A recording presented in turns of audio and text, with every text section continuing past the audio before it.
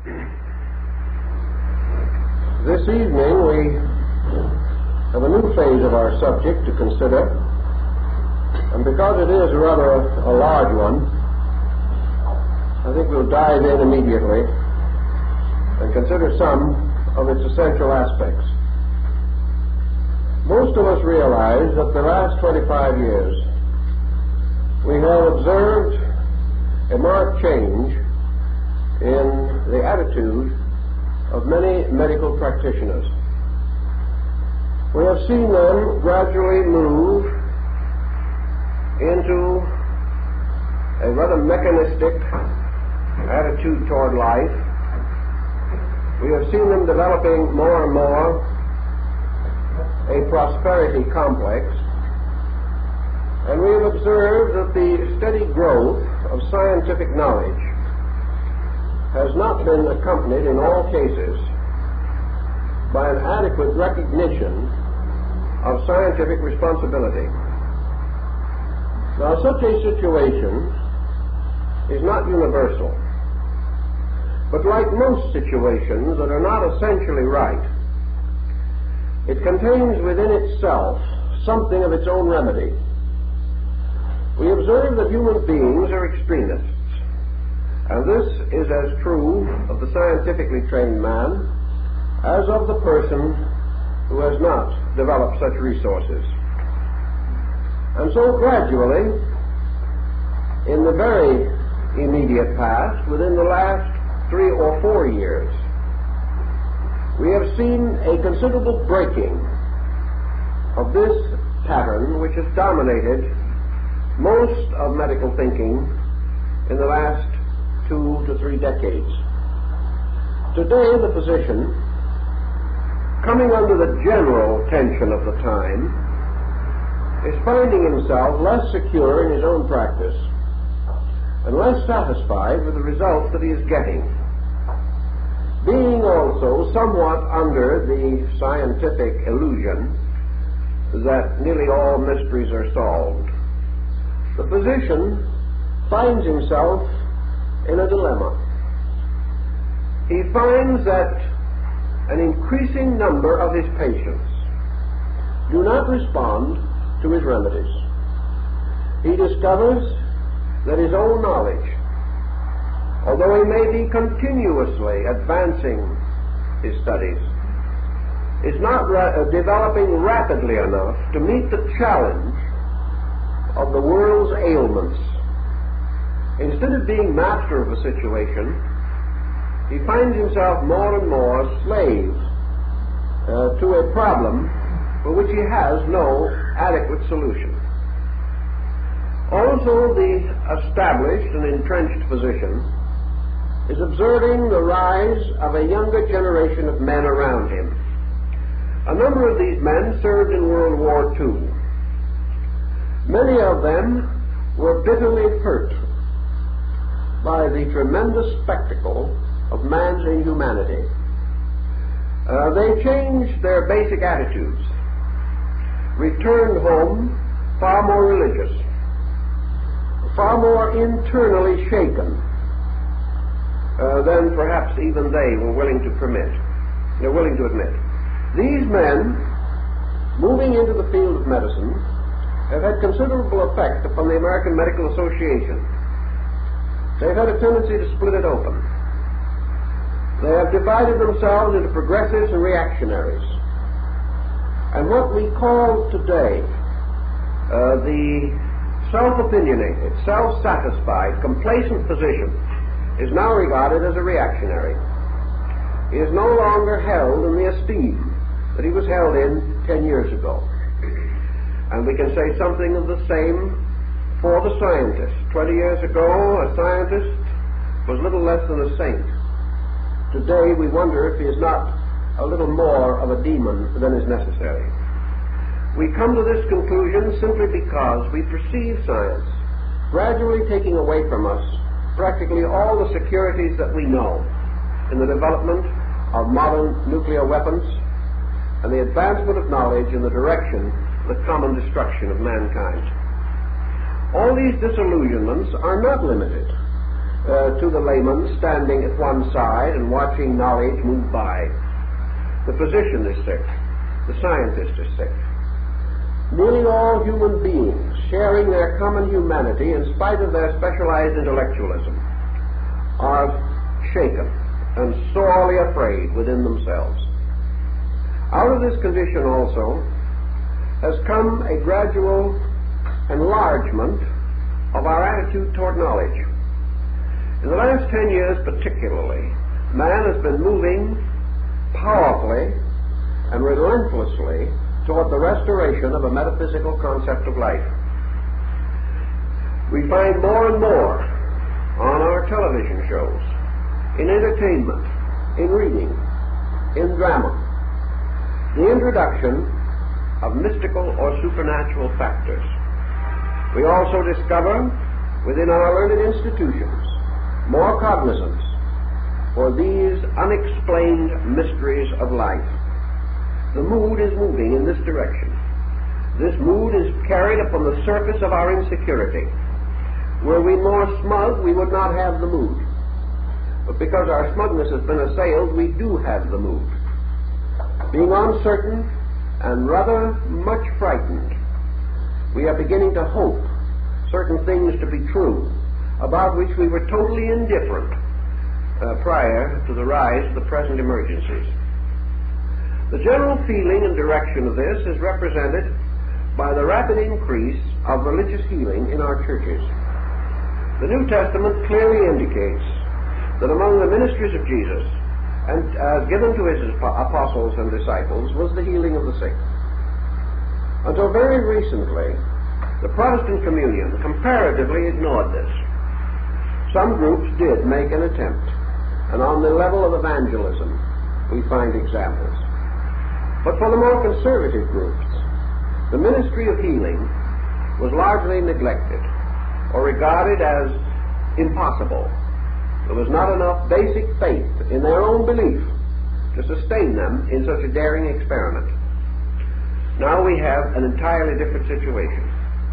We have some of the most powerful religious groups in Christendom simply and openly acknowledging the healing ministry as basic to religion. We find also a considerable amount of success in the practice of healing in religious organizations. We also observe the number of churches that are engaging and maintaining psychological counselors, the emphasis upon basic psychological training for the minister, and many things pertaining to this direction. I saw a book not too long ago, Psychology for the Priest, under the Imperator of the Archbishop of Quebec, in which basic Freudian psychology was made available to Catholic priests for the use in their personal service with people. Such a thing as this 50 years ago would have been utterly impossible.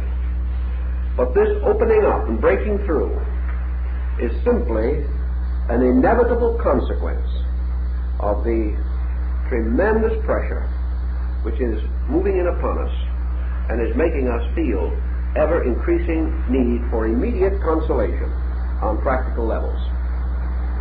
In this level of thinking, mysticism plays a very important part, inasmuch as mysticism avoids most of the complications that might arise from the introduction of schools of medicine into sectarian religious bodies.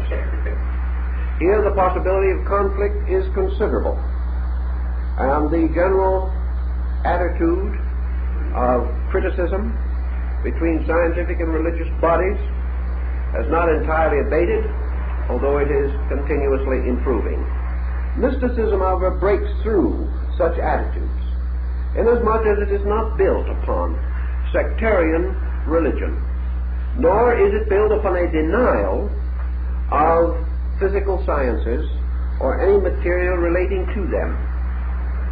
The conflict that we have in the West has been almost unknown in Asia, inasmuch as in the East, religion and science, never having been officially divided, healing has always been regarded as an essential part of religious ministry. And among those who seek consolation from their faiths, are always the sick and those mentally, emotionally, or physically troubled. The consolation of an extreme nature is perhaps exemplified in the great Temple of the Universe in Peking, as it was before the communists took over. I was there and saw this courtyard of a temple to which from all over China lepers came to die, convinced that whether their lives could be saved or not, that there was a tremendous spiritual consolation in their illness bringing its natural end close to sanctuary, in a place where the spirit released from the body might then go on to a better and healthier and happier state. Religion and sickness have always been closely associated, and in most parts of the world there's never been the competitive attitude which we have noted in Europe and America. Now, mysticism, coming into the life of healing, meets a number of very basic requirements. In the last many years, it's been my privilege to be rather close to a good many doctors, more of the serious and thoughtful kind of men who would naturally be interested in the things that we are doing, therefore who would represent a patient, understanding group. And of course, in earlier life, I was also under a similar influence in the fact that my mother was also a physician. In this, I have had some knowledge of what is happening. And I do know definitely that the serious doctor recognizes the tremendous importance of religion. Perhaps 50 years ago, he thought of religion very largely merely as spiritual consolation, but he was practicing or advocating very much of what we now call psychology. To him, religion was partly faith and partly psychology. I remember one old doctor whom I knew who had a very splendid practice and was greatly beloved. This man told me, he said, it is a secret with me and perhaps a few others. But he said, I am convinced that even the most scientific chemical medicines, those with the greatest probability of producing extraordinary and rapid results, that if these medicines were administered to an individual totally opposed to them, with absolutely no faith in them or the physician, that even their chemical results would be reduced markedly. He said, I am convinced that even with the most approved medicines, most expertly given, there is still a tremendous psychological overtone, that the medicine separated from a respected physician will not have the same result. Also, that even the most respected and sincere physician administering the medication according to his fullest conviction will not have adequate results or as good results if he is unable to command the sincere respect of his patient. These psychological bridges are present and play a very large part, more than we realize, in the practice of medicine, even as it is today. This is why, undoubtedly, certain revolutionary cures, widely publicized, have tremendous results for a few months and then are never heard of again. Why we suddenly seem to develop immunities to certain medications or remedies. We know that the same thing happens in what might be termed a form of suggestion therapy, which loses its result gradually after the first impact wears off, as the patient no longer is able to create the same expectation, the same amazement, the same sudden extension of faith. The remedy becomes less and less effective, and he searches for another cure. These things involve a great part of psychological, or we might almost say metaphysical, phenomena. They are closely involved in this entire theory of healing. Perhaps that is why healing is an art rather than a science, because it cannot be totally separated from the emotional content of human nature. The mystic can bring to the problems of health certain distinct principles which he may apply or may assist others to apply, which can have a benevolent effect upon his own nature. First of all, mysticism creates in the individual an attitude, a basic attitude. This basic attitude is essentially positive. It is not sickness denying. It is not the individual declaring his infirmity to be an illusion, but it is an attitude of a certain sustaining interior courage. Mysticism causes the sick person to assume the reasonableness of his own condition. Assume that he has caused it, earned it, or deserved it for some reason or other. It also has impelled him to seek within himself for the faults or the mistakes by which his health has been disturbed. It causes him also to recognize the existence of a larger universe of justice, in which what appears to him to be a personal injustice or a desperate emergency, perhaps not immediately explainable, that in some way this whole circumstance depends upon principles that are valid and true. Consequently, the mystic, whether he be sick or well, is inclined to take a constructive attitude toward life. This constructive attitude includes emotional temperance. The mystic is not inclined to anger, to hate, to jealousy, to criticism, to condemnation, to suspicion. He has created within his own nature a kindly acceptance of life. He is also expecting to find good in others. He is rather inclined perhaps to overlook some rather obvious faults. But I suspect that in problems involving health, it is better to overlook a fault than it is to overlook a virtue. And usually a critic is not fair in these matters. Gaining the habit of criticism, he criticizes everything. Gaining the habit of suspicion, he suspects everyone. And out of these negative attitudes, he does nothing to assist his own health. The mystic, likewise, has a certain resignedness in his nature.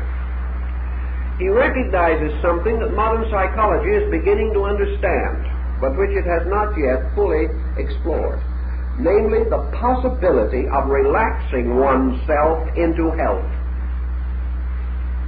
That very largely, sickness is exaggerated and intensified by tension, and that many ailments of a purely physical nature, so-called, while perhaps not directly caused by mental or emotional excess, will be supported and sustained by such excess. That the person who has the ability to relax has the ability to conserve energy. This point brings our next consideration straight to us, namely that all sickness, or most sickness at least, depends for recovery upon the availability of energy. The individual must have means of restoring the vitality of his own life. The old doctor back in the long forgotten days used to give calisaya bark, quinine, and iron to help the individual in the spring get over that lazy, tired feeling that he always had. Then, because he might have a little tendency to be sluggish after eating so many potatoes during the winter, where that was a problem back east, where everything green was frostbitten 6 months a year, in those days they used to give him a little bone-set tea to get him started and a little sulfur and molasses to keep him going. And by the time he had a few of these remedies inside of himself, he was either convinced that he should feel better or that he couldn't feel worse, and therefore began to recover. Now, the old theory of medicine from Paracelsus down to the present generation, for there are still some old-fashioned doctors among us, the theory was that the individual depended largely upon good health, upon relaxation, blood purification, and adequate elimination. If he had all these things, he was in pretty fair shape. Someone once said, what to a man whom I knew in these fields, and said, "Doctor, how long do you think I'll live?" Rather long years. Doctor looked him over and said, "You're in pretty good shape." Says, "You will live just as long as you keep your elimination regular." And that's the length of your life. Now we find, for example, that faulty elimination, 9 times out of 10, arises from nervous tension. That some form of intensity moves in on this situation, breaking these rhythms, creating further toxin, and causing the individual to die by, first of all, creating acidity in the intestinal area. Most people begin to die in the great intestine, and then it sort of spreads. This type of thinking had a certain religious and mystical overtone to it, even in the old days. The individual was taught that to fear God, serve his fellow men, support his family, work 10 good hours a day, and go to church on Sunday. These were the secrets of health. Not only physical health, but spiritual well-being. That it was the person with nothing to do who got sick. It was the individual who forgot to be a friend who began to develop acidity. That conduct, therefore, was very closely involved in the continuance of man's physical and superphysical normalcy and health. So we say that mysticism is a wonderful form of preventive medicine, that it helps the person to remove the principal and most immediate causes which can rapidly become involved in sickness. That by maintaining a certain gentle and genial optimism, the person helps to preserve the normalcy and proper function of the body. Every time the individual loses his temper, he loses something of his own life. Every time he hates, he creates a kind of abscess or ulcer in his own consciousness that begins to eat away not only his normal love of mankind, but actually his ability to continue as a functioning person. Paracelsus was convinced, and others after him are not certain that he was wrong. He was convinced that most chronic ailments are merely the gradual physical revelation of chronic attitudes, and that the individual who has a certain unreasonable attitude in the first 2/3 of life will suffer from an appropriate physical debility or disability in the last third of life. The diseases are to a measure psychosomatic symbols of dispositions that have been permitted to get completely out of hand. Now this may be a broad statement. There are exceptions to it, certainly. But these exceptions should not discourage the individual. For in the majority of cases, he should realize that his mysticism is essentially a right attitude, that he should not be cultivating it simply because he wants to get well, but that through the natural doing of those things which are right, for the sake of that which is right, we are likely to enjoy an appropriate harvest in other fields of activity and life. If mysticism was only to make us physically well, it would be only a small part of its own achievement. But because it seeks for the total health of man, through his total adjustment with life, the mystic may discover that he has attained, along with his interior stability, a considerable physical endurance beyond that which he might normally have expected. Thus, as preventive medicine, the mystical attitude is strongly and definitely indicated. Also, a mystic is by nature close to the experience of the power of internals over externals. If he has not actually had a mystical revelation or spiritual experience, he has certainly an inward conviction of the possibility of this at-one-ment, this experience of the presence of God in his own life. Therefore, through the internalness of his devotion, he has come close to the recognition of a universal life, a universal goodness, and the universal power of deity in its own proper nature. Thus, to the mystic, all things are possible with God, because deity being deity, all things are inevitably according to the law of deity. And man's experience in the direct apperception or apprehension of God is twofold. Either that he discovers that in his contact with divinity he is renewed or is restored by this divine power, or else in this experience he discovers that those ends which he desires are not right, and therefore he accepts the rightness of God, assuming beyond question that not his will but the will of God be done in all things. Therefore he gains one of two remedies: either a tremendous interior expansion or a powerful dedication to a patient acceptance of the divine will. Both of these attitudes are productive of good.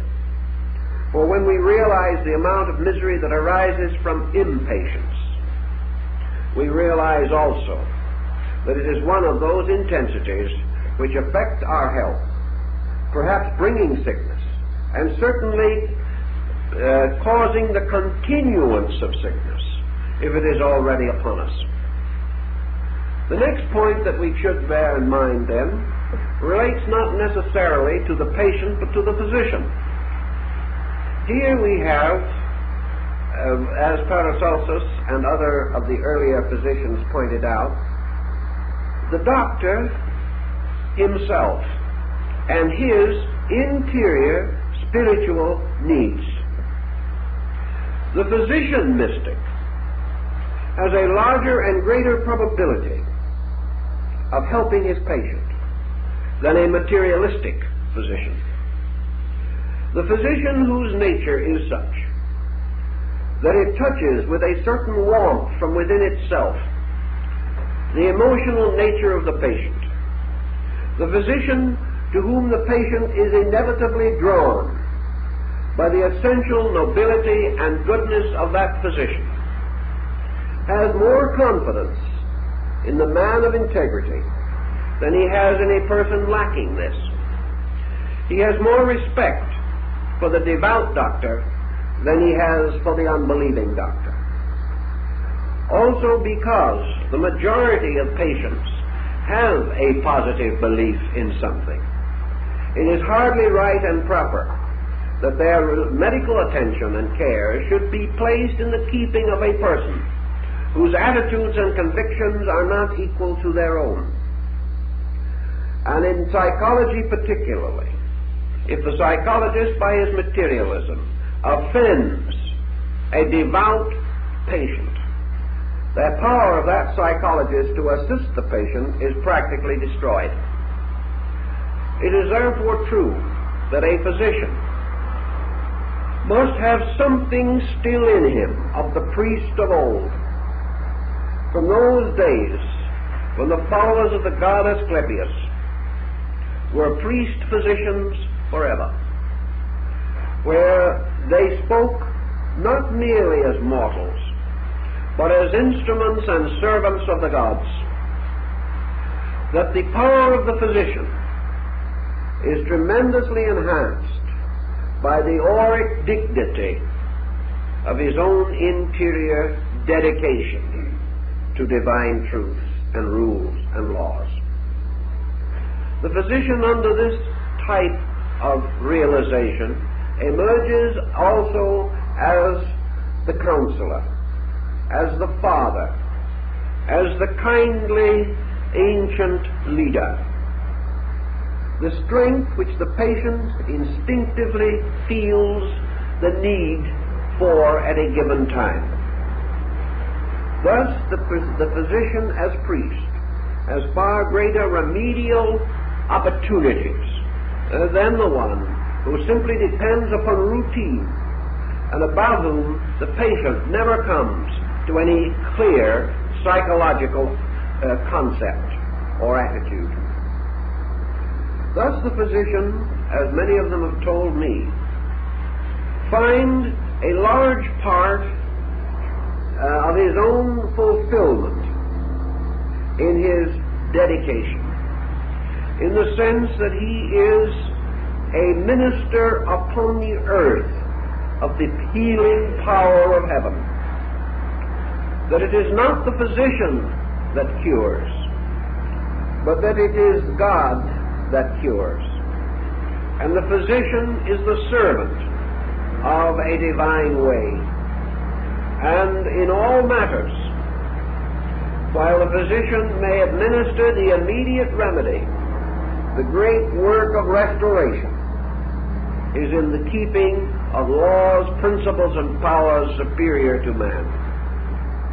This attitude helps to preserve the integrity of the doctor, helps to preserve his humility, helps him to be close to the simple people who so desperately may need not only his medication, but the sense of his spiritual strength in a critical period of life. Thus the physician as friend, as companion, as counselor and leader is tremendously enhanced by his own mystical apperceptions or dedications. Also, this has an important effect upon his own interior sources of knowledge.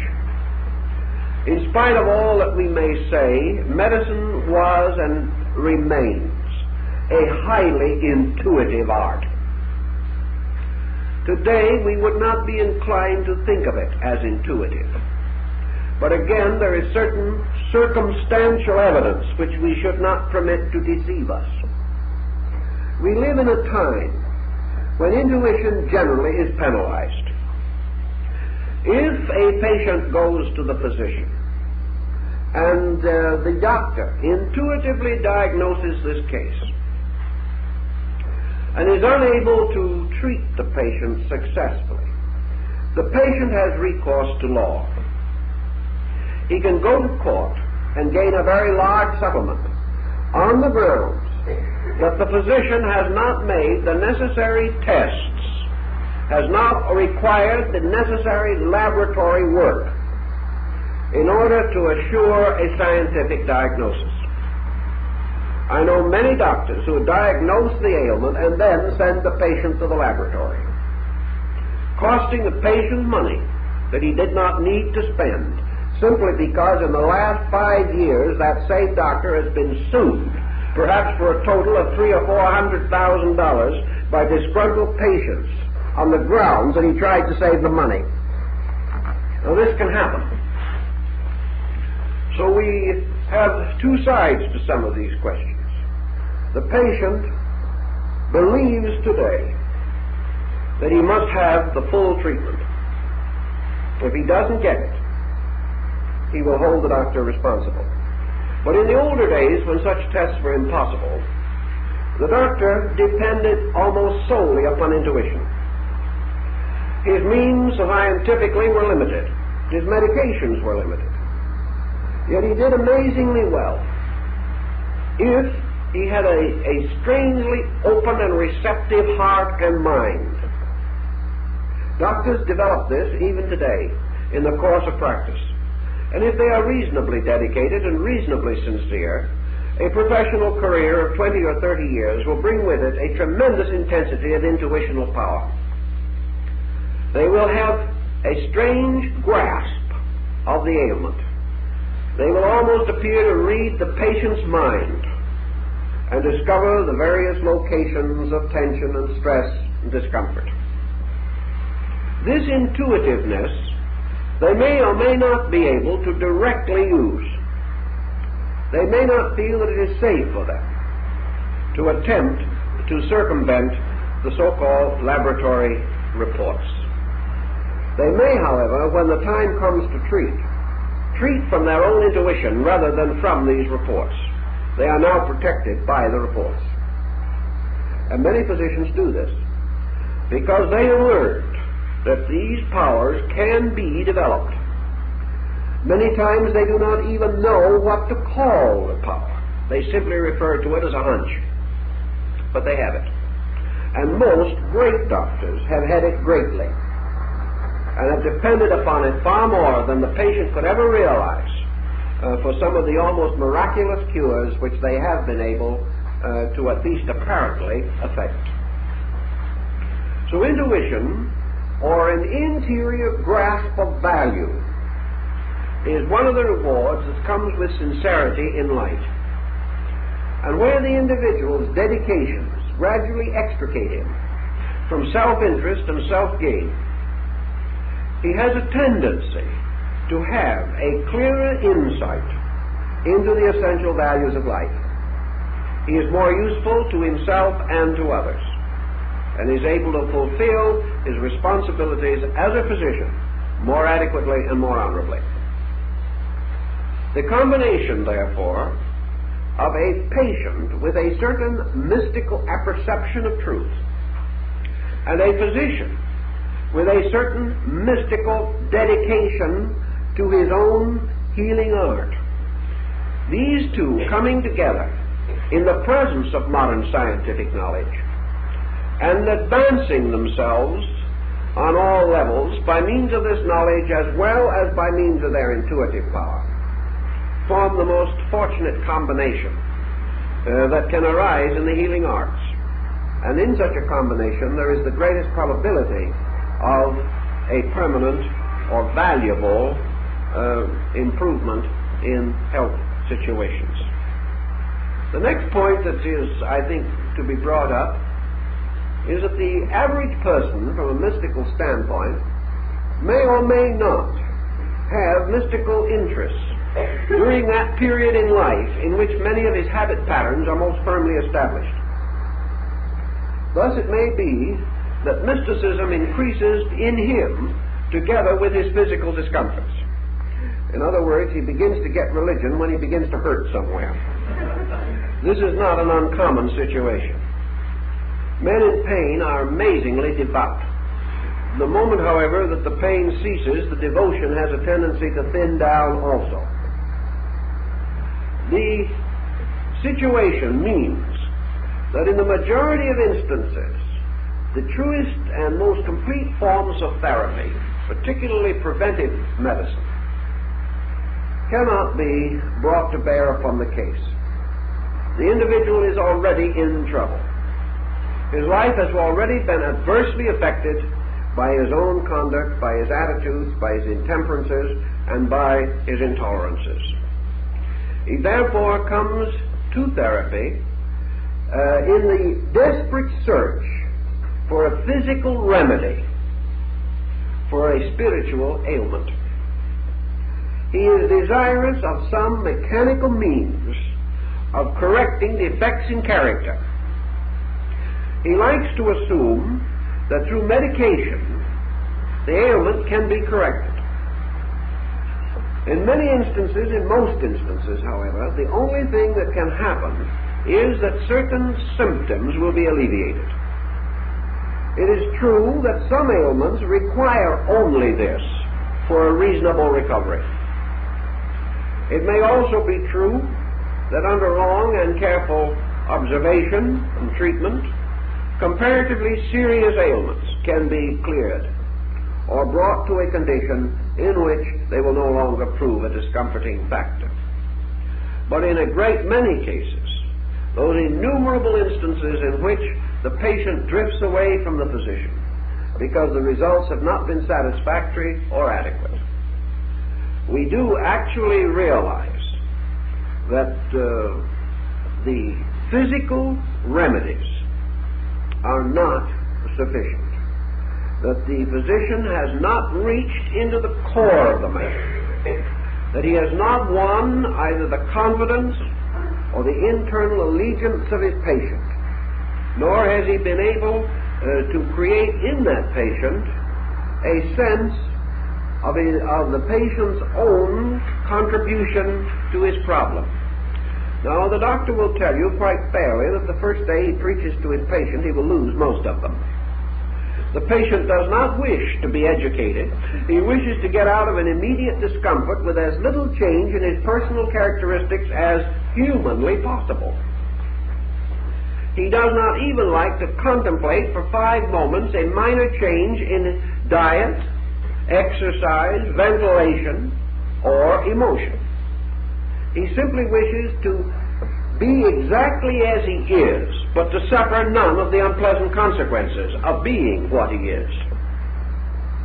The doctor knows this, and of course it is a very discouraging and unhappy state, which in time may corrupt and corrode a good doctor, and cause him to become totally indifferent of a situation about which apparently he can do nothing. The answer to this, however, lies also in the realization that, just a moment, we better see, somebody is,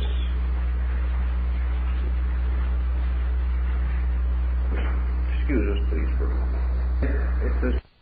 I think a doctor in the house has gone out to take a look, so I think it's under control. The point that we want to make is that the physician is under embarrassment by the attitude of his patients.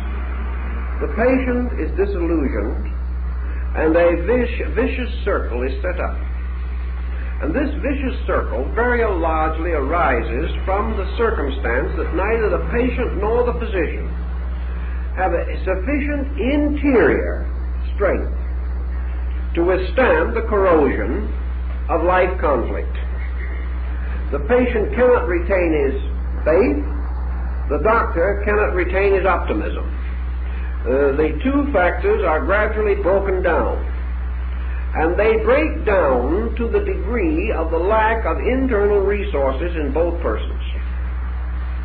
If the doctor has deep enough roots in value, he will continue, regardless of disillusionment, to hold to these things which he knows to be true.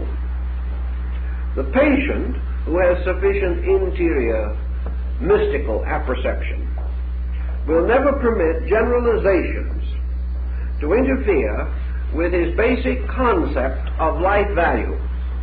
He will not condemn or criticize, but will try to understand. And out of the end of criticism and condemnation, a certain good can be achieved. All of this we want to point out as a sort of prologue or prelude to the basic contributions that mysticism can make in the improvement of human health. Now, mysticism, as preventive medicine, could probably reduce the need for curing and treating 40 to 50%.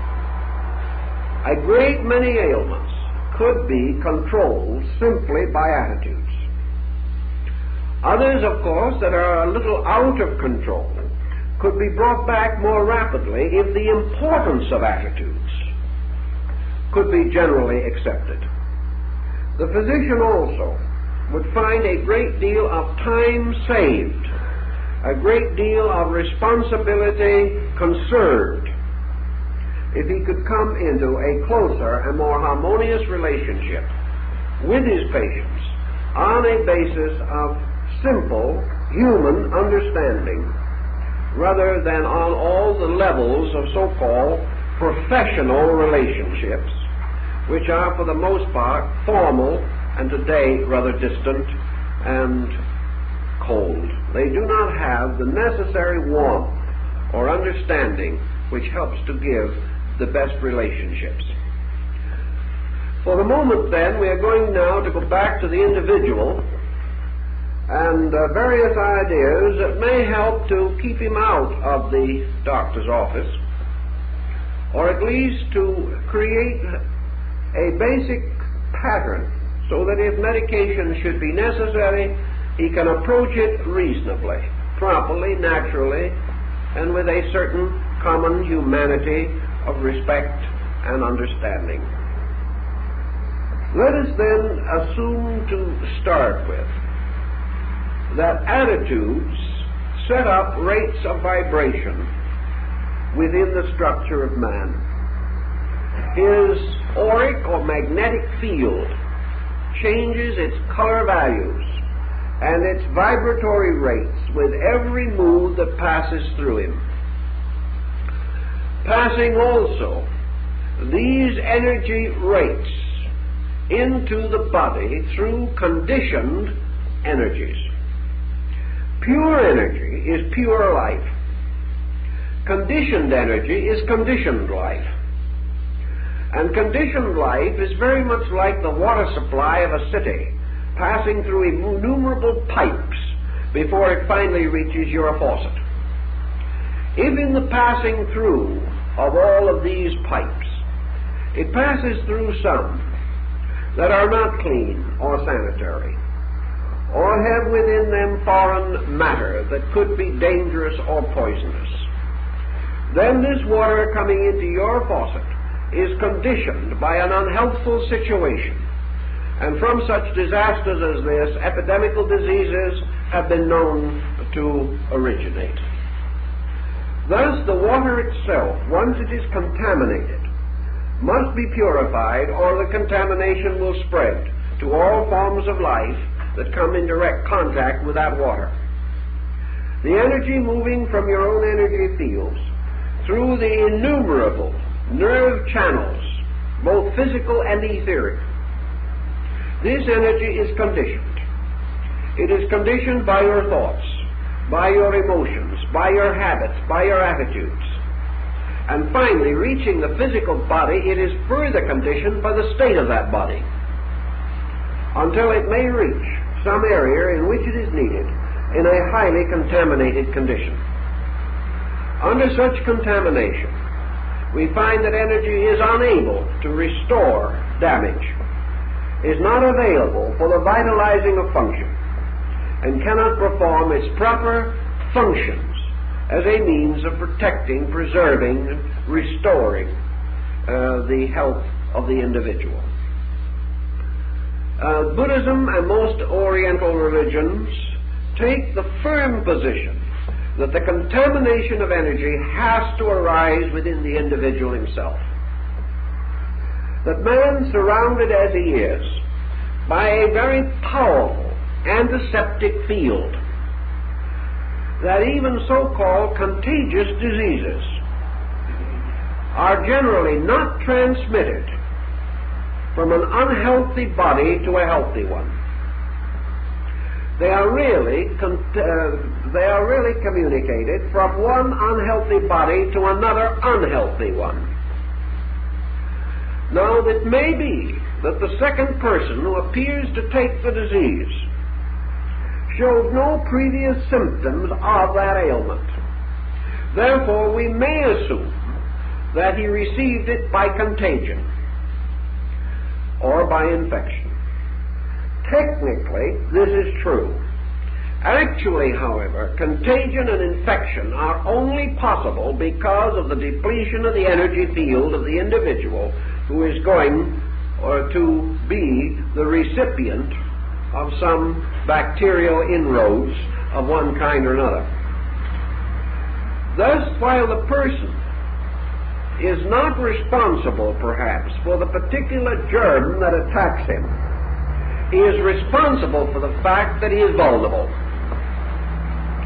Now, we also realize that within the human body are nearly all forms of germs, bacteria, and viruses by which the individual may be adversely affected.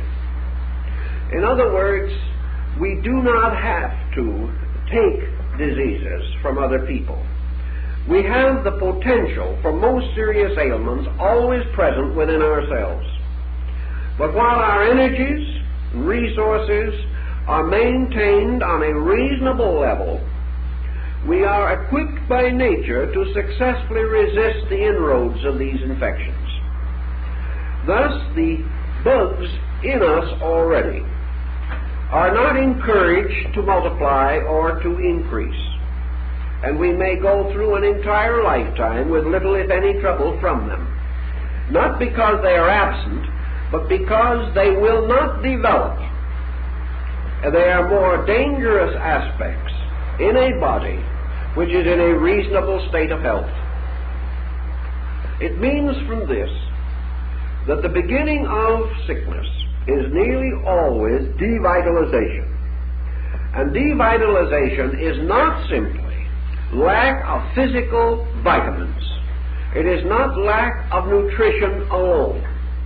If nutrition would make us strong, the American citizen would be the healthiest man since the Greek Cyclops. Because the American today eats more than perhaps any other people, having more to buy it with than most. He eats from 2 to 3 times as much as he needs, and his selectivity, going heavily to rich foods, should make him exceedingly robust. As a result of that, he's sick all the time. It is not his physical intake which is the assurance of his vital resource. The physical intake supplies only certain types of energy. The real source of individual vitality is the magnetic field. Therefore, we observe in actual fact that an individual who is strongly moved from within himself has more vitality than can possibly result from a person moved by circumstances outside of himself.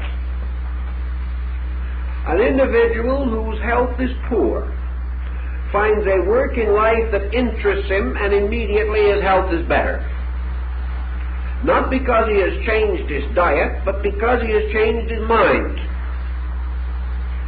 Available energy resources are blocked in us by our own negative relationships with life. And any emotion or attitude which will bring down the corners of our mouths, cause a scowl, or cause us to lose an harmonious and rather blissful expression of features, any emotion which disturbs unpleasantly our faces, as Lavater points out, is also hopelessly and completely bad for us at any time and under any condition. The idea of righteous indignation is false. It is not righteous indignation that should concern us. Where things are wrong and we realize that they are wrong, it is positive understanding and not indignation that is needed, because the energy used in the indignation might otherwise be used in repairing the situation, and most indignation leads to nothing. So the person, having his energy resources available to himself, finds that he is drawing off these resources constantly in fear, in worry, in dissatisfaction, frustrated ambitions, or just plain old-fashioned scatteredness, lack of self-discipline, organization, orientation, lack of pattern, lack of a program by means of which his life unfolds in a meaningful sequence of events. Thus, drawing off energy, it is the same situation as we have when we put too many electrical outlets on a circuit. Ultimately, something blows out, and the thing that goes is usually the fuse. And if we don't have the fuse so that it can go, maybe we put a penny in the fuse box. Then perhaps the more immediate the reaction of fatigue. The individual is worn out. And these high spells are followed by low spells, just as we have in the case of the paranoid. We have these tremendous alternations of tension and pressure. Wherever there is an exhaustion and waste of energy, there is an equivalent sudden downtrend in energy, resulting in depression, morbidity, and melancholia. The more we permit these pressures, therefore, to build up, the more continuously we nurse them, the more energy we drain off for no good purpose whatever. As this energy is not available for the normal functions of the body, these functions are gradually affected. And in the physical body, there is a psychic polarity for every type of energy that exists in the magnetic field or the auric background of the body. In the magnetic field, there are also bridges between these poles of energy and their corresponding bodily organic centers and functions. As man's emotions play upon these various parts of his nature, he disturbs one field or another. And if he chronically disturbs one field, he will gradually develop the chronic symptomology in the physical body. The first evidence of symptomological pressure or tension will be in what you might call functional ailment. You will find the disturbance of function. This disturbance of function will be found to closely follow moods. The individual becomes angry, and this is followed by palpitation or tachycardia. The individual takes on certain mental and emotional stress and develops digestive symptoms. These symptoms represent the beginnings of polarizations between energy abuses and physical functional requirements. As time goes on and the abuse continues, the structure is more and more damaged by functional derangement, until there comes this mysterious point which cannot be immediately determined and which cannot be accurately measured, the point in which functional disorder changes into structural disorder or organic trouble. Gradually, the nervous symptomology begins to emerge in the form of a disease, representing damage to structure rather than nervous disorganization of function. The moment damage sets in, the problem of remedy becomes increasingly difficult. It is possible that certain ailments can be treated even after organic difficulties are present. But we can say without any question of doubt that no repair in this department makes the structure as good as it would have been had it not been damaged. We can get to be comfortable. We can go along perhaps and carry our life with reasonable dignity. But no structure that has been organically damaged will be quite as good as it was before. Therefore, every effort should be made to prevent this subtle transition between functional and organic derangements.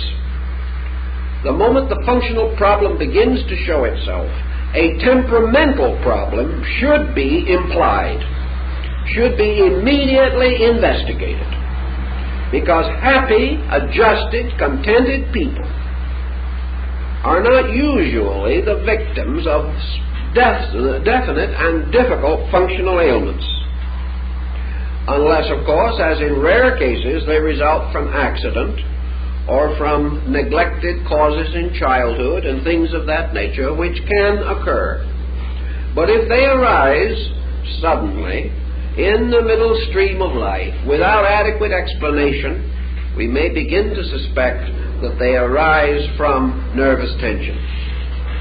Now, the doctor, long ago, the old family physician, when he saw these psychological symptoms of varying degrees of hypochondria appearing usually suggested the long sea voyage, a vacation, a change of air, or something of that nature, or perhaps even a change of relatives. Whatever was suggested was with the subconscious realization that the individual was making himself sick or was being made sick by circumstances around him. Well, whether he's making himself sick or circumstances are making him sick, the most immediate remedy available to him is what might be termed the mystical approach to life. And the moment he finds that his present way of life is not serving him well, he should look for another and superior way that can serve him better and can help him to meet these pressures, which will in a short time develop into discomforts of perhaps serious magnitude, and if neglected long enough, may be incurable ailments. Mysticism, then, can begin at any time of life. The sooner, the better. Very few persons have really begun too soon. The majority wait too late. But whether there be a sickness or no sickness, the mere fact that the individual becomes interested or begins to give some consideration to emotional, psychical, mystical, or religious overtones, this in itself indicates that somewhere within the subjective nature of ourselves a need has been expressed, a need has been recognized interiorly, and that this need, having gradually come to be defined in the mind, out of experience, out of consciousness, out of problem and relationship, this need should be given immediate attention and should become the basis of a restoration or reconstruction of any way of life that seems to have too many negative features. Now, mysticism for the average person begins through the smoothing out of certain untranquil attitudes. There are always two ways of approaching this, although there is only one fact involved. The individual may approach mysticism in an effort to understand others, or he may approach mysticism in an effort to understand himself. While these are two prongs, they belong to one fork, for they are both essentially the same thing in different appearances. Assuming that the individual is of the more familiar and accepted type, he feels that his primary need is to be able to adjust to other people. He feels that something is wrong in his relationships. First, various circumstances of which he is the natural activating principle are not going well. He is doing things and the results are not what he hoped to attain. The second possibility is that other people around him are doing things which he is unable to accept, or which cause natural indignation or resentment in himself, and he finds that he cannot control these instincts. Lack of mysticism is best expressed in the simple recognition that we cannot control the negative attitudes of ourselves, and that we gradually come to accept that these negative attitudes are causing us unhappiness, and out of unhappiness are undoubtedly laying the grounds to cause a sickness. When a person, therefore, says to himself, "I know better, but I can't do it. I believe in certain things, but when the moment arises, the belief isn't strong enough to change action. Or I think about it afterwards and I know what I should have done. I see where I was wrong, but not until it is too late really to do anything about it." Where thoughts like this begin to move in upon the individual, he is ripe for a reorganization of his life factors. Our main trouble in this type of reorganization is that we follow the habit of the medieval doctor who did not know as much as we have learned later. We try to treat symptoms. The ancient doctor treated symptoms. Wherever it hurt, he put the poultice. The next doctor came along a little later. He treated diseases. He opened the books of Galen and Avicenna. He found that a certain remedy was indicated for gallstones, so he handed it out to everybody who had gallstones, and some got better, some got worse, and some died. So then the physician went back and read Galen some more. But he was treating ailments. Now we're beginning to recognize that you don't treat symptoms and you don't treat diseases, you treat people. And the individual who may happen to have some of these diseases happens to be also an individual. And he has individual ways of having the most common ailment. Therefore, the patent procedure of simply treating a disease may help some, but it will injure others. Because this disease is now a part of a temperament. It is a characteristic of a person. Consequently, it is involved in the personality of the sufferer. So now we treat people. On the plane of metaphysics or mysticism, we have the same principle involved. We don't treat symptoms, that is a temper fit. We don't treat ailments, that is a bad disposition. We treat people. And when we start treating people, we find out what Buddha taught. Namely, that whenever we start to treat people, we treat only one thing, which they all have in common: ignorance. Now, ignorance is not present or indicated by the inability to read and write. Ignorance is represented by the inability of the individual to make what he knows to be a constructive decision. If he isn't intelligent enough to do what he knows, he is ignorant, regardless of what he calls it. And weakness is therefore a form of ignorance. It is ignorance because the same kind of attitude, which makes it quite impossible for the individual to do what is right, gives him multitudinous resources to do that which is not right. Therefore, we cannot say he is too weak. He is too ignorant to make the right decision. And the height of wisdom, and the height of knowledge, and the height of education leads to the power of right decision. And without that, the individual is not learned, regardless of his other attainments. So in the case of the mystic, mysticism works with people. Mysticism escapes one of the most common difficulties that affect those seeking self-improvement, and that is a head-on clash with their faults. The individual says, I am a liar. Now, therefore, every time I tell a lie, I'm going to kick myself for doing it. So pretty soon the individual begins to deceive himself about having told the lie, so that he won't be able or required to kick himself. Or he'll find a new vicarious atonement to take the place of the kicking. You cannot treat him in this way.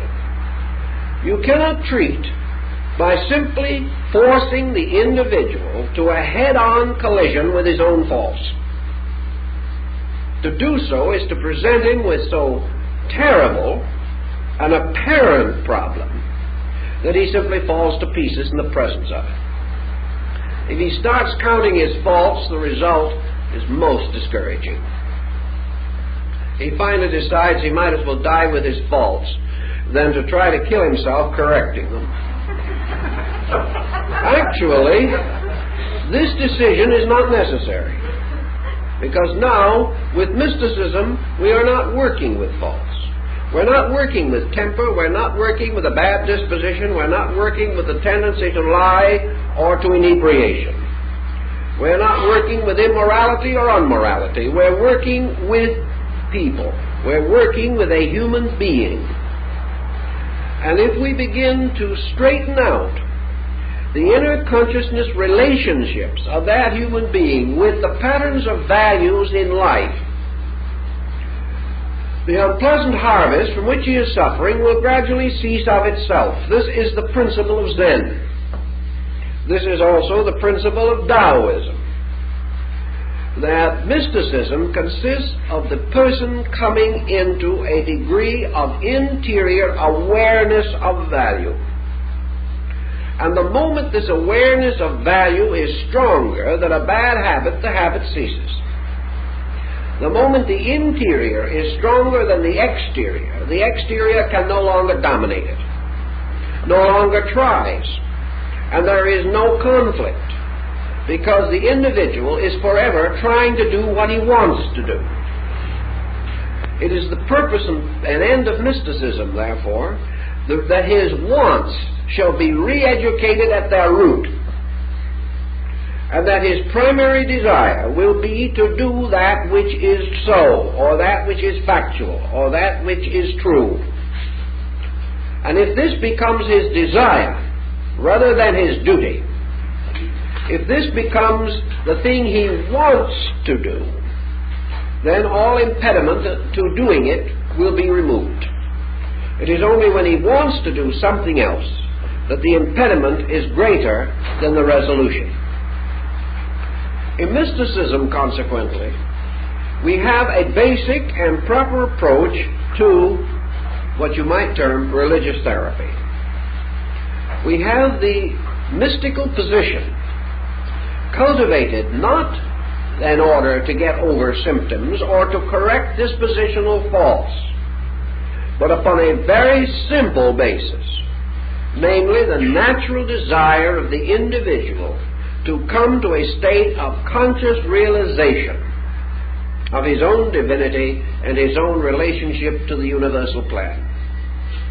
When the individual experiences the God consciousness in himself, recognizes his relationship to universal truth, this realization in itself begins this gradual process of removing the symptomological excesses. He will no longer be moved to certain action, and as a result he will no longer be faced with certain inevitable reaction. The mystical situation also depends not upon a highly intellectualized concept, but upon one of the simplest and most natural and easy of all processes, and that is the devotional. Man is naturally, as Aristotle said, a religious animal. Man wishes to believe. Man wishes to have faith. And the greatest sorrow that comes to the life of man is the loss of faith. And that is why this present generation is working such a hardship upon man. It has undermined his faith. It has taken from him the power of simple and direct belief in value. Yet though this power has been apparently obscured and corrupted, still the instinct to it is present in nearly every human being, including the majority of agnostics. And agnosticism is a defense. It is a sick, hurt person rebelling against pain, rebelling against being disillusioned in a value. The agnostic is not a person who has made a positive adjustment with unbelief, but rather who has broken in some way his natural relationships with something he desperately wanted to believe, but which was taken away from him by a disillusioning circumstance. Mysticism, consequently, has immediate and obvious advantages. It cuts through what might be termed the levels of intellectualism. The highly educated person has no greater capacity for mysticism than the uneducated person. It has no respect for races, barriers, creeds, or sects. It does not depend upon areas or locations, nor does it have any essential historical connotation. Mysticism is the universal availability of hope, which is possible to all individuals who are willing to hope, who are satisfied to make a motion toward hopefulness in themselves. Now, usually, as we have said, mysticism arising in a cultivated or civilized people results from disillusionment. It results from man losing faith in the physical world upon which he has trusted his fortunes. He has departed from his own interior strength and invested his security in the collective strength of his kind. This collective strength has failed, and he suddenly finds himself cast back upon his own resources, perhaps after generations in which these resources have been neglected, and in which no direct effort has been made to cultivate them or make them available to him. Thus he suffers from disorientation. Yet with it all, he still has the basic instinct to hope. He also has a powerful desire to believe. He wishes and wants to believe in good. He wants to believe in the victory of right over wrong. He wants to believe in peace, in security. He wants to believe in the reality of integrity. He wants to believe that people are good. And most of all, he wants to believe that he is good, in spite of the evidence which he produces against himself by his very conduct in life. Under the pressure, then, of pain, sorrow, loss, or frustration, this person, having demonstrated to his own satisfaction that his previous supports are inadequate, turns almost instinctively toward a mystical outlook on life. If at this critical time he can come into the contact with something that meets this need, we find him moving toward it with very little personality resistance. He may not understand it, he may promptly abuse it, but still he is impelled toward it by the need and natural appetite of his own soul. In this situation, the danger of abuse or of wrong indoctrination is not as great as it will be a little later, after a certain amount of reorientation has taken place. The immediate pressure of pain has been removed, and the individual begins to think again in terms of temporal advantage. But in the moments when the real pain is upon him, he is a surprisingly honest person. And proof has been shown that under pain and stress, tremendous strength of character is revealed. And many doctors are amazed at the wonderful fortitude of their patients in the presence of bad news. The individual seems to gain an heroic stature in the presence of real problems and real dilemmas. It is small, inconsiderate, and inconsequential things that have a tendency to cause the greatest amount of concern and stress. Meaning from this that mysticism, coming in as a natural factor in the very makeup of man, can at the right time exercise a very strong and lasting influence. And it is cultivated, as we have said, not by the use of strength, but by this attitude of letting go, of relaxing away from the dependence, the total dependence upon circumstantial factors. This is expressed, for example, in mysticism through prayer, which has always been a tremendous therapy in the life of man. Because prayer accomplishes several purposes. The individual entering into a state of true prayerfulness enters into a state of receptivity. He enters into a state of detachment from personal attitudes or from the pressures of his own will, his own determination. Prayer is a restoration of childhood.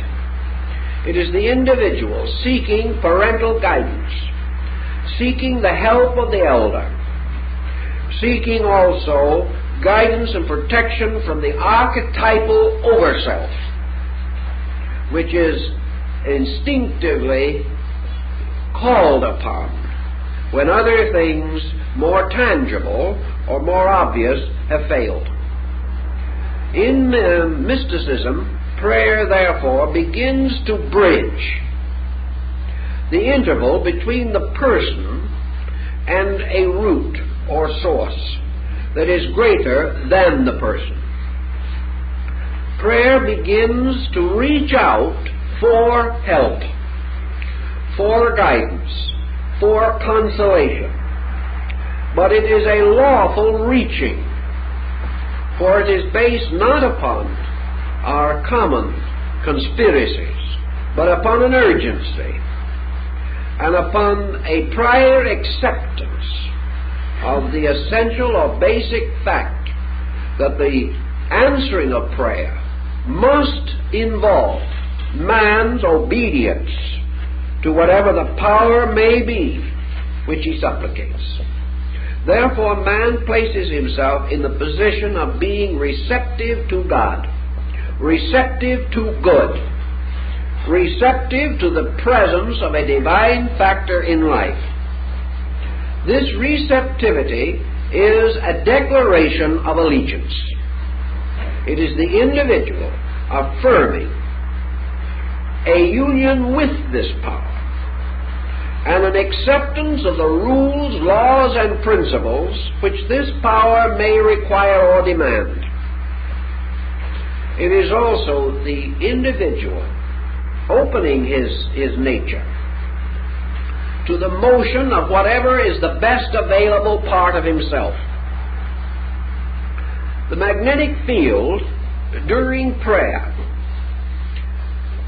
reveals certain psychological changes which become extremely important. First of all, the color of the field changes.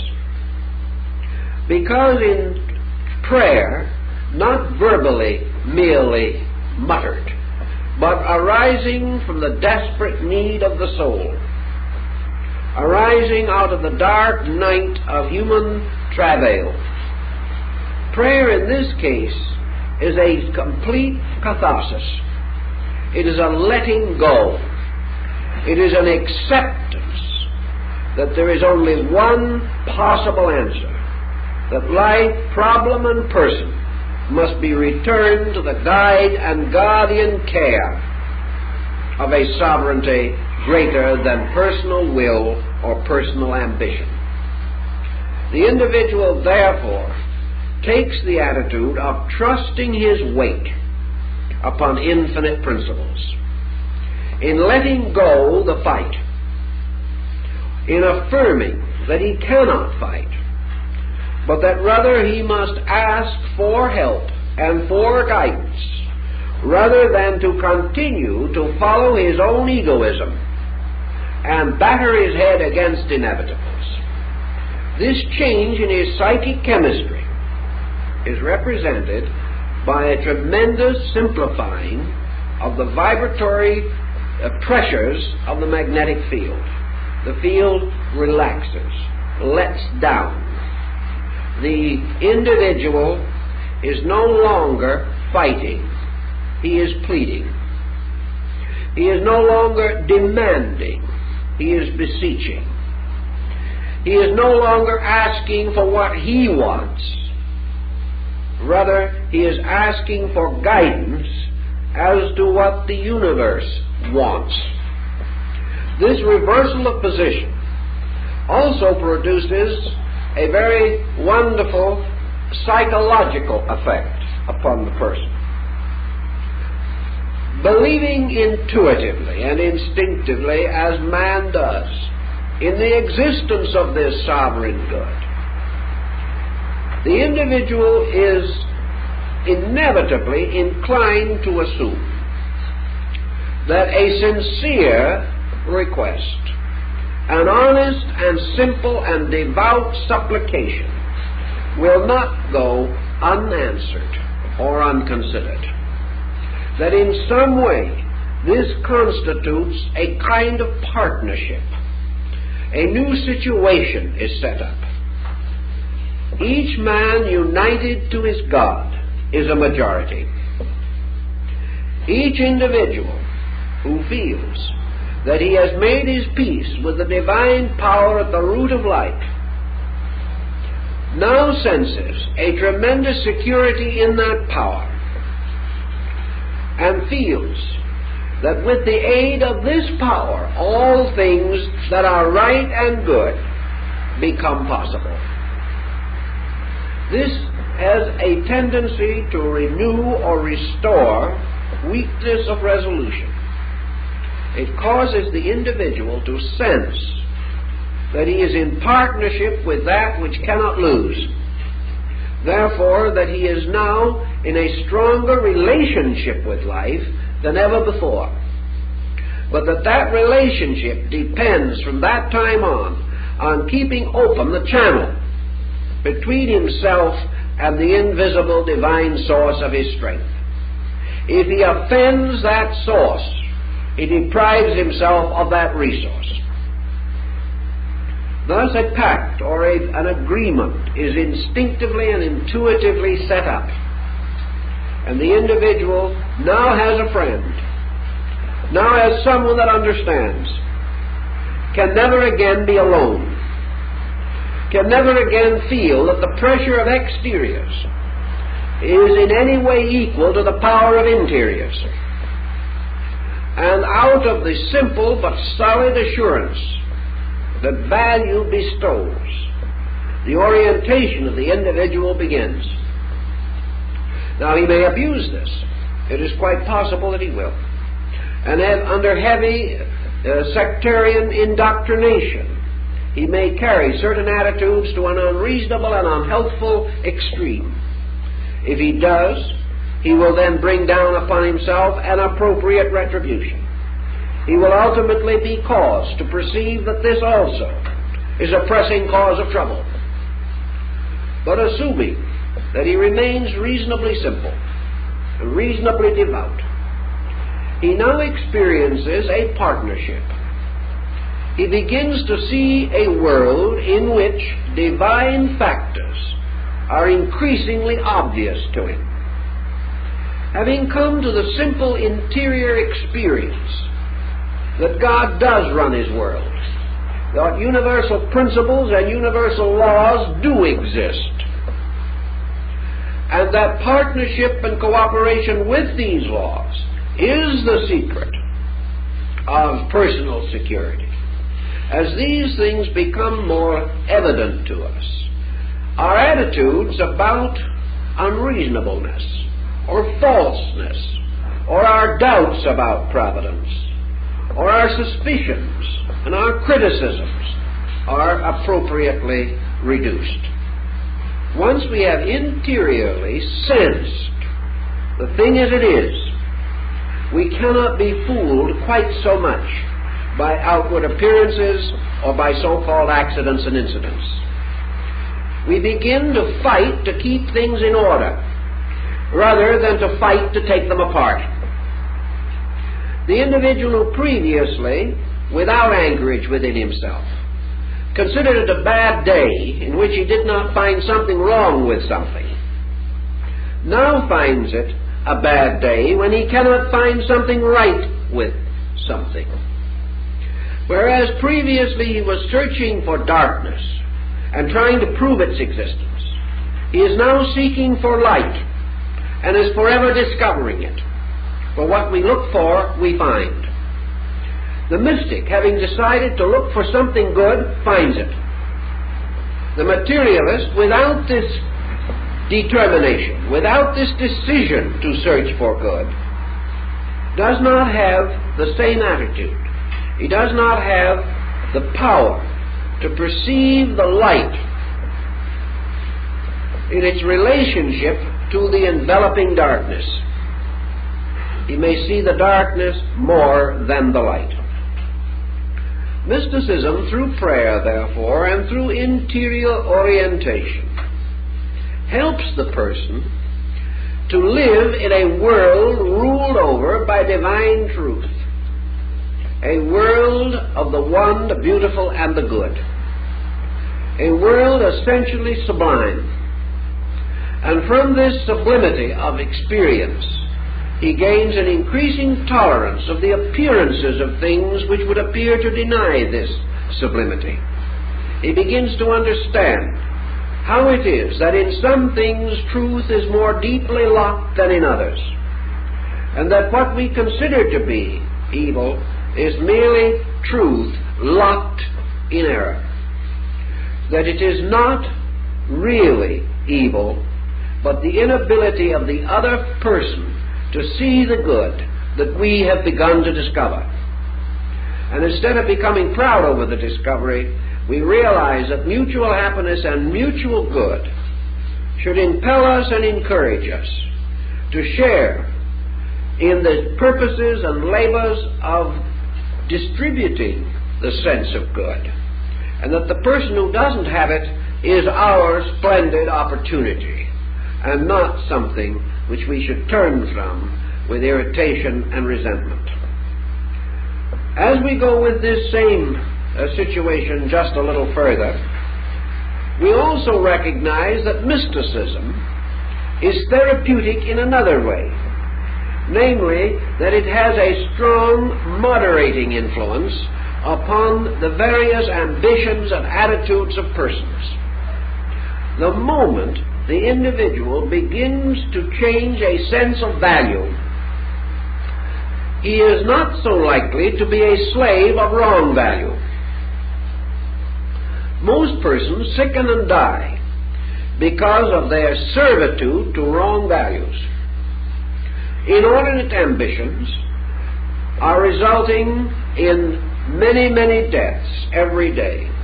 Young executives in their 40s and 50s dropping dead simply because they are pressing too hard, fighting too hard, trying too desperately to live above the normal and reasonable probabilities of a sane career, trying to satisfy the selfishness of others and their own ambitions. They are destroying themselves.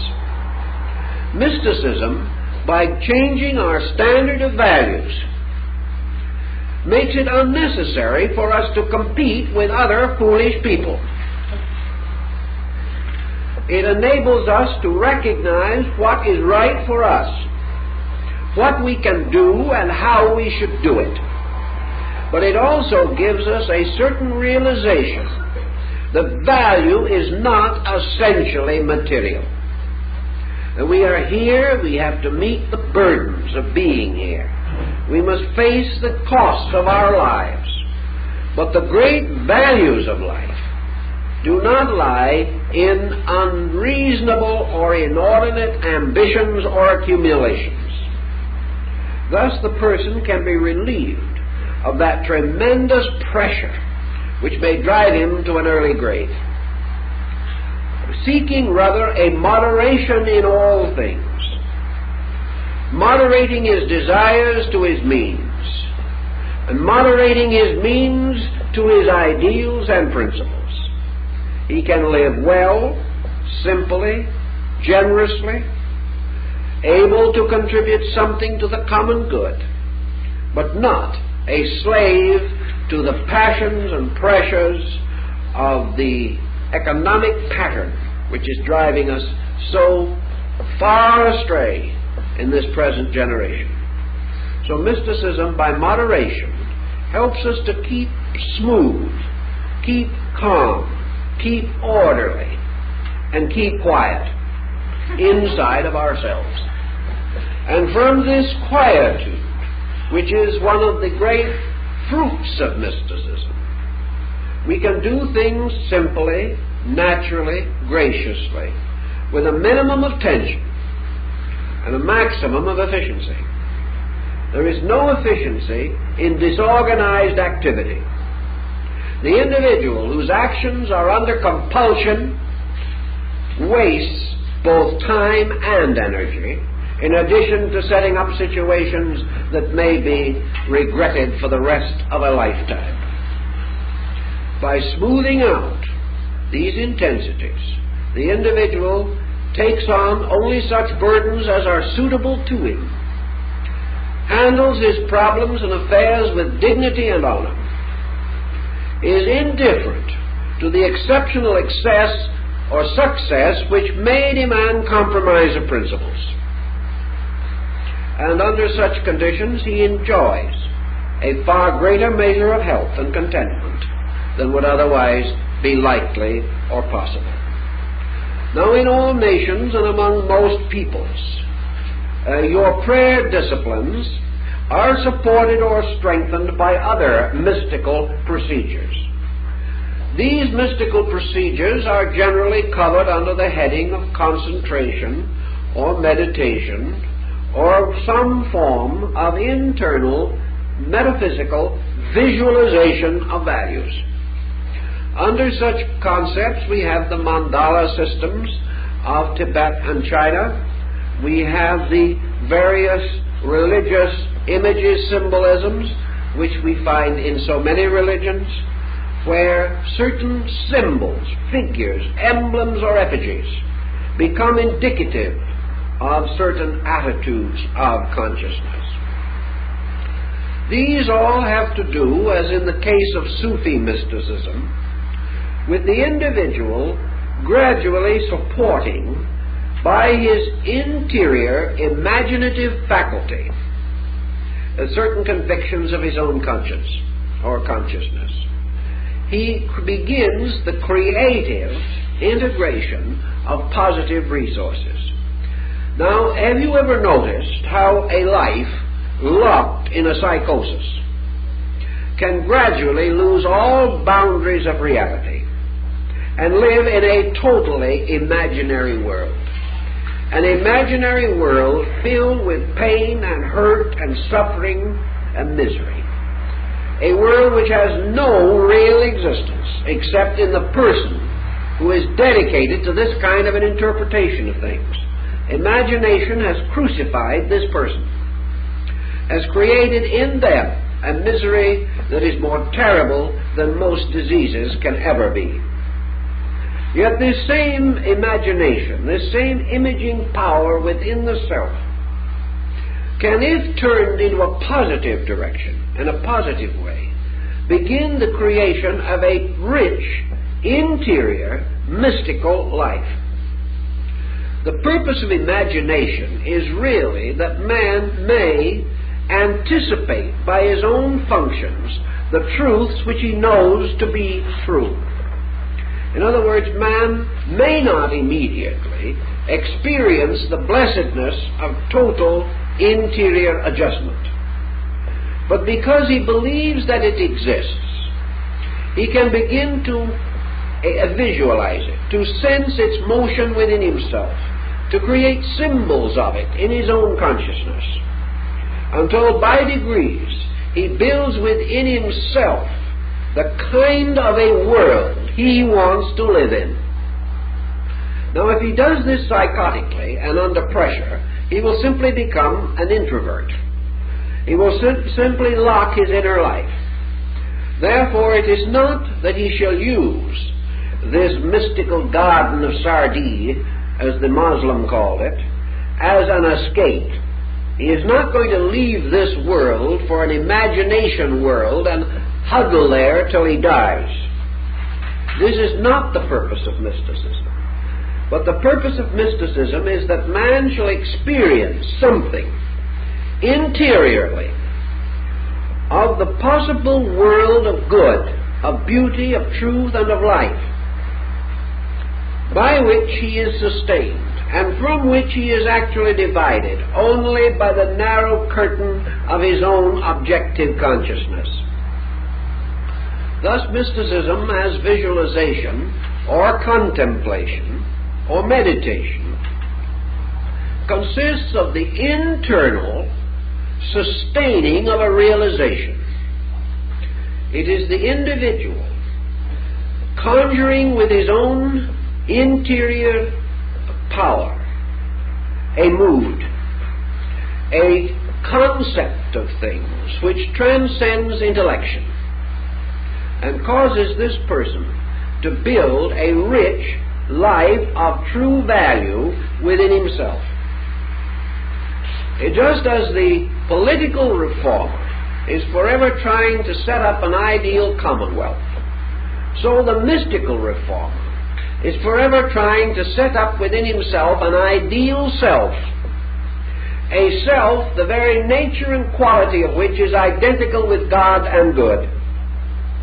That the mystic is seeking to experience or to know inwardly first, as verification and fulfillment, that these things which he intellectually and emotionally believes can be made to be true, can be experienced or known as truth, can be vindicated by experience.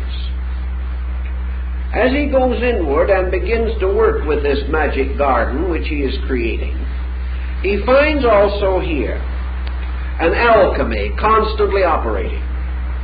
He discovers that he can weed out mistakes in this imaginary laboratory just as easily as he can in life.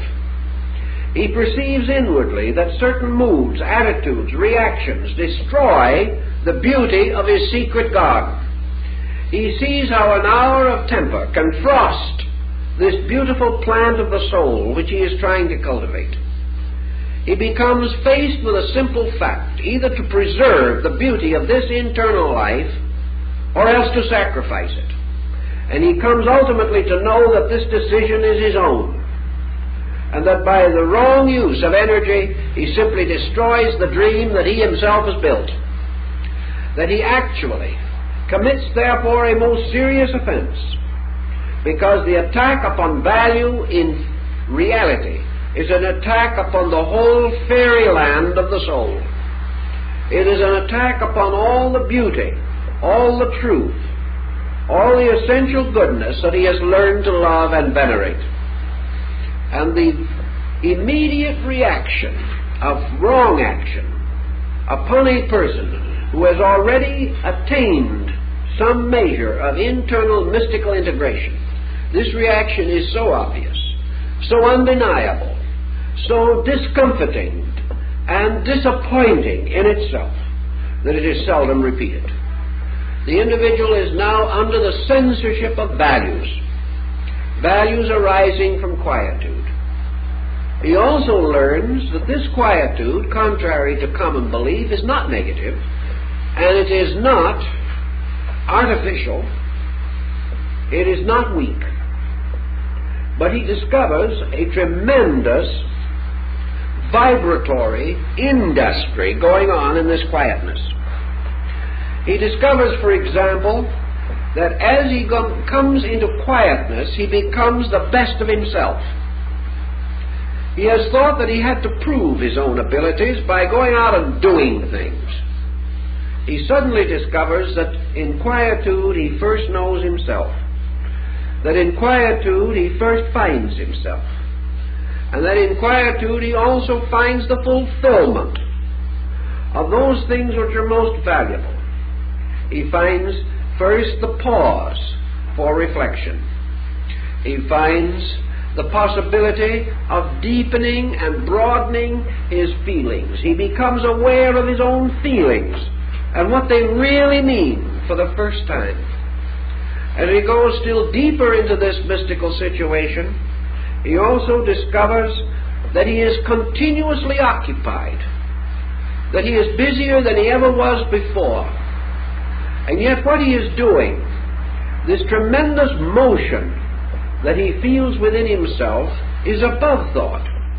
He cannot say that he is thinking of this or thinking of that. He is simply completely engaged, totally occupied.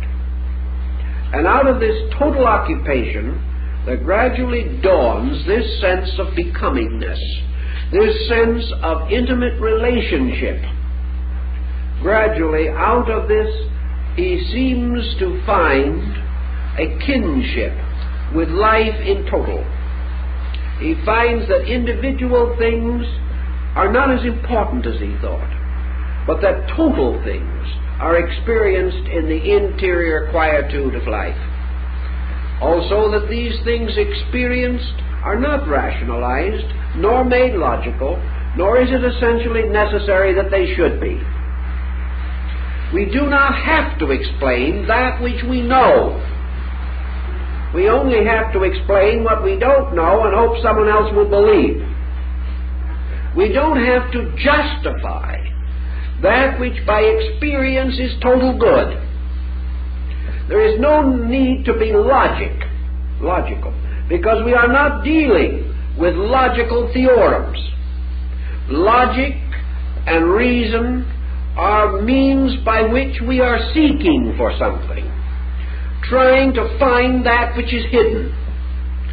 But if we discover that which is hidden and experience by direct participation the consciousness of that thing, its logic and its reason are no longer significant. Therefore, logic and reason belong to the pathway, but realization belongs to the end of the path. And that which is realized interiorly is no longer subject for debate and discussion. And knowing this, the mystic will not debate, nor will he enter into controversy with any man on any belief. All he will try to do is to so preserve the calmness of his interior life that he will lure the other person towards a calmness also. And by not entering into controversy, will free the other person of further illusion. And if the other person is sensitive at all, perceiving quietude and its effect, he will search for the same within himself. Therefore, mysticism is not a doctrine for conversion. It is the individual substituting an experience for an opinion.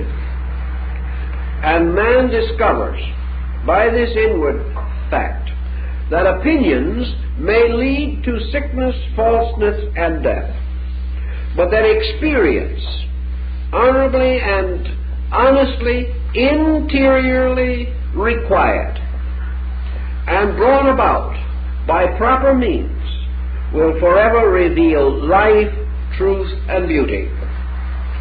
Consequently, interior experience through realization, through contemplation, through mystical apperceptions, will gradually bring the health and the body into a conformity with laws of principles and of beauties, and thus assist us in the maintaining of health.